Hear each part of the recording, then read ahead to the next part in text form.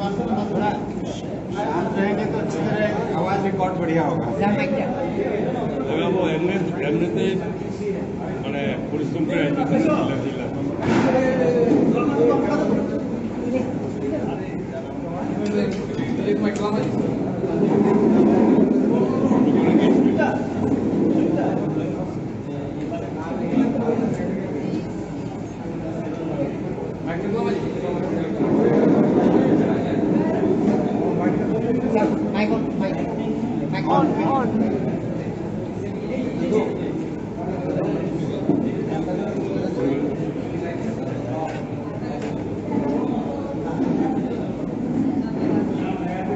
রাজ্যের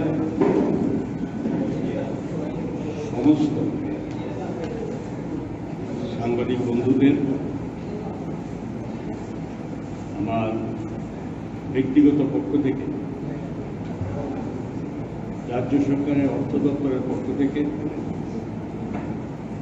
সকলকে আন্তরিক শুভেচ্ছা আমি জ্ঞাপন করছি। আপনারা সকলেই জানেন যে গত মার্চ মাসে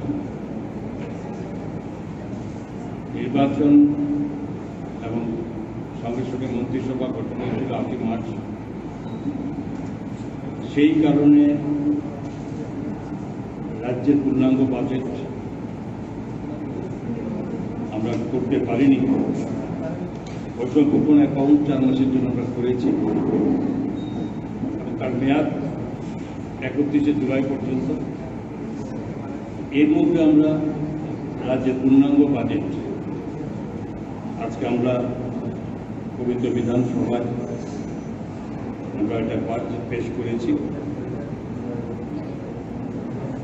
আপনারা ইতিমধ্যে জেনে গেছেন রাজ্যের বাজেট এইবার টোটাল 27,654.4 কোটি টাকা আমরা বাজেট রেখেছি এবং তার মধ্যে অবশ্যই বাজেট ডেফিসিট আমাদের 611.3 কোটি টাকা আছে এবং এবারে বাজেট অন্তর্ভুক্তিমূলক, ভবিষ্যৎমুখী এবং প্রবৃদ্ধি অভিমুখী বাজেট আমরা করেছি এবং রাজ্যের সকল অংশের জন্য। এতে মহিলা বলেন, ছাত্রছাত্রী, যুব সমাজ, তৃতীয় লিঙ্গের ব্যক্তিবর্গ, জনজাতি, তফসিলি জাতি, অন্যান্য সমস্ত অনগ্রসর জাতি সমূহ, ধর্মীয় সংখ্যালঘু, কর্মচারী, পেনশনার থেকে শুরু করে সকল অংশের জনসাধারণের কথা আমরা এই বাজেটে আমরা প্রভিশন রেখেছি এবং আপনারা জেনে খুশি হবে যে আমরা বাজেটে যেখানে 2022-23 আমাদের গ্রোথ অফ স্টেট জিএসডিপি কত ছিল? 8.80%, 8.80% ছিল, যেখানে ন্যাশনাল লেভেলে জিএসডিপি ছিল 7.20% ছিল বৃদ্ধি। এবং এতে অবশ্যই রাজ্যের অর্থনৈতিক অবস্থা, সেটা আপনাদের এর মাধ্যমেই এটা প্রমাণ করে যে রাজ্যের অর্থনীতি আমরা একটা সুস্থ স্বাভাবিক অবস্থাতে আমরা এবং এই যে বাজেট আমরা পেশ করেছি 2023-24 সালে, আগামী এই ফিনান্সিয়াল ইয়ারে যেখানে ন্যাশনাল লেভেলে 6 থেকে 6.5% এই প্রবৃদ্ধির হার থাকবে, যেখানে রাজ্যের প্রবৃদ্ধির হার আমরা 8% আমরা রাখতে পারছি। সুতরাং সব কিছু মাথায় রেখে আমরা এই বাজেট আমরা পেশ করেছি এবং আমার বিশ্বাস যে রাজ্যের যে কোনো বাজেটেই সাধারণ জনগণ, পিছিয়ে পড়া মানুষ, রাজ্যের বিভিন্ন গ্রোথকে এগিয়ে নিয়ে যাওয়ার জন্য বিভিন্ন আমরা সরকার সেখানে বাজেট করে থাকি, যাতে সেদিকে লক্ষ্য রাখে। কিন্তু পাশাপাশি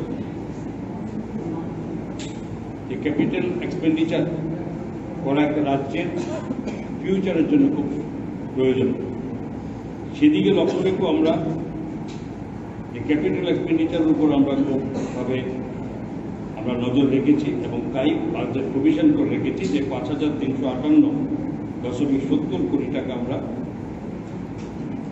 একটা এই ক্যাপিটাল এক্সপেন্ডিচার আমরা করেছি, যেগুলো বহু বছর ধরে রাজ্যের অর্থনীতিকে সমৃদ্ধ করে।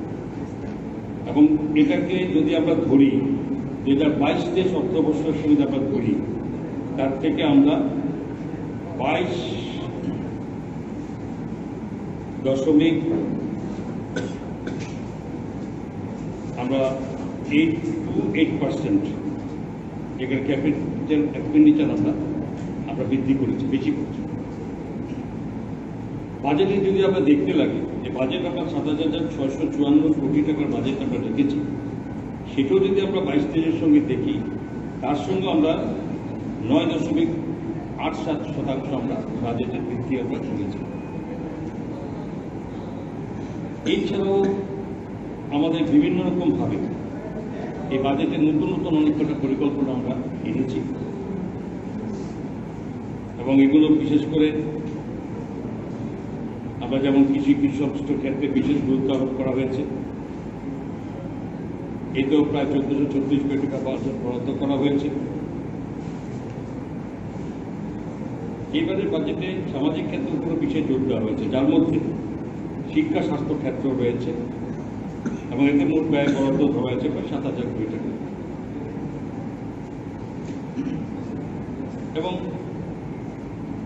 মাননীয় মুখ্যমন্ত্রী নামের মাধ্যমে আমরা বেশ কিছু নতুন স্কিম আমরা চালু করেছি এবং এগুলো মহিলা শিক্ষা স্বাস্থ্য দক্ষতা নগরীণ এবং জনজাতি উন্নয়নের সঙ্গে যুক্ত আছে। আপনারা সকলে জানেন যে স্বাস্থ্য বীমা, যেখানে আয়ুষ্মান ভারত, এর সঙ্গে রাজ্যের একটা সংখ্যা প্রায় ৪.৭৫ লক্ষ পরিবার এর বাইরে ছিল। এবং আমরা সকলে জানি যে আমাদের যতই স্বাস্থ্য পরিষেবাকে আমরা উন্নত মাত্রায় নিয়ে যাই, ৫ বছর থেকে শুরু করে এখন পর্যন্ত, কিন্তু সেখানে তার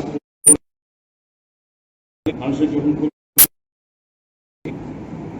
সেই পরিবারের কর্তা বা পরিবারের অন্যান্য যারা সদস্য থাকে, তাদের সেভাবে যাদের এই আয়ুষ্মান, যাতে এর থেকে কোথাও তার অর্থনৈতিক দুর্বলতার কারণে, অসঙ্গতির কারণে তার পরিবারের জীবন না নেওয়া এবং তার যাতে তাদের দুঃখজনক অবস্থা না করতে, ওই চিন্তা করে আমরা আয়ুষ্মান ভারতের যে সিস্টেমে মানুষ সুবিধা পায়, ঠিক সেই সিস্টেমে আমরা এই মুখ্যমন্ত্রী জন আরোগ্য যোজনা এই 2023 এই নামে আমরা এনেছি, যাতে রাজ্যের প্রতিটি মানুষ যারা, এবার শুধু তাই নয়, আপনি রাজ্যের মুখ্যমন্ত্রী বলুন এবং রাজ্যের সমস্ত মন্ত্রী বলুন বা বিধায়করা বলুন বা বড় বিজনেস বলুন, যাই হোক, এই সাংবাদিক জগতের সঙ্গে যুক্ত আছেন, তারাও যদি চান, সবার জন্য দরজা খুলে দিয়েছি আমরা, যে আয়ুষ্মান ভারতের ক্যাটেরিয়া যারা এর সঙ্গে যুক্ত হতে পারেননি, তারা এই মুখ্যমন্ত্রী জন আরোগ্য যোজনার মাধ্যমে আপনারা সকলে এটা অন্তর্ভুক্তি নিতে পারবেন। সরকারি কর্মচারীর লোক তার এই স্বাস্থ্য পরিষেবা করতে পারার জন্য ব্যবস্থা এই বাজেট আমরা ভূমিকা দেখেছি এবং তার জন্য রাজ্য সরকার প্রতি বছর আপাতত হিসাব মোতাবেক ৫৯ কোটি টাকা প্রত্যেক বছরে এটা দিতে থাকবে। পরিবারের সংখ্যা, লোক সংখ্যা বাড়বে, তার সঙ্গে হচ্ছে তেমনি মুখ্যমন্ত্রী জনজাতি কল্যাণ মিশন প্রকল্প আমরা 30 কোটি টাকা খরচ করেছি। তাদের অনেক ধরনের সমস্যা আছে, বিভিন্ন রকম যাতে আরও বেশি করে তাদের কাছে পৌঁছানো যায়। এছাড়াও শিক্ষাক্ষেত্রের মধ্যে বিশেষ করে উন্নত অগ্রগতি করেছে এবং যুব সমাজকে কর্মসংস্থানের জন্য দক্ষ করে তোলার লক্ষ্যে মুখ্যমন্ত্রী দক্ষতা উন্নয়ন প্রকল্প নূতন স্কিম, এর মধ্যে আমরা 50 কোটি টাকা আমরা প্রবিধান রেখেছি, যেটা আগামী 5 বছরে ব্যয় হবে।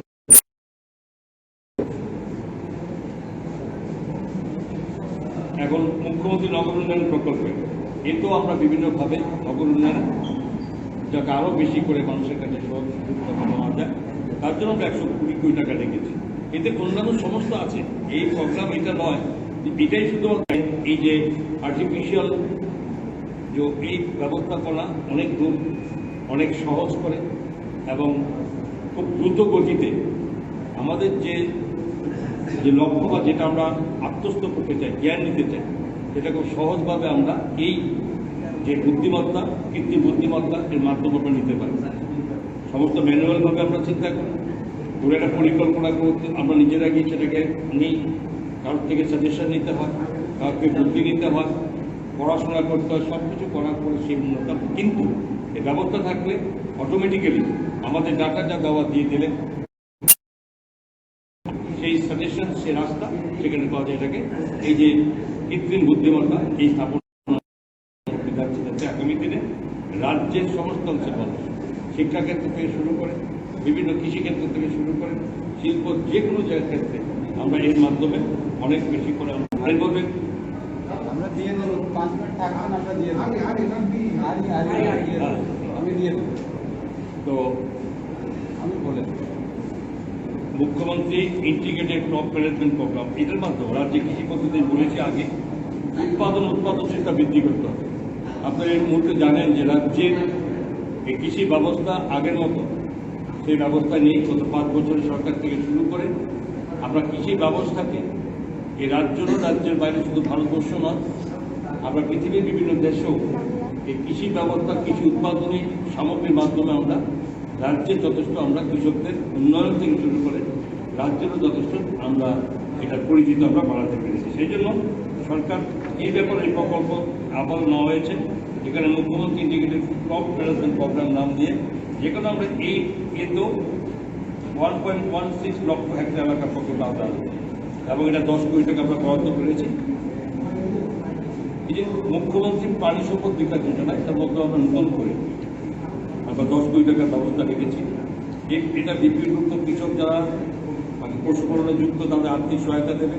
এছাড়া ক্ষুদ্র দুগ্ধ শুকর পালন প্রকল্পের ঋণ পরিশোধ করা হবে এবং এক্ষেত্রে কৃষকদের আর্থিকভাবে দুর্বল কৃষকদের ক্ষতিপূরণ প্রদান করা হবে। মুখ্যমন্ত্রী মৎস্য বিকাশ যোজনা, যেখানে রাজ্য মৎস্য মাছের পোনা উৎপাদন বৃদ্ধির লক্ষ্যে সব প্রকল্পের আওতায় একটি সার্বিক মৎস্যচাষ নীতিমালা প্রণয়ন করা হবে এবং এর জন্য যাতে সংখ্যা যুবকদের কর্মসংস্থানের সুযোগ বৃদ্ধি করা যায় এবং তার জন্য আমরা এখানেও একটা 12 কোটি টাকার আমরা প্রজেক্ট করে রেখেছি।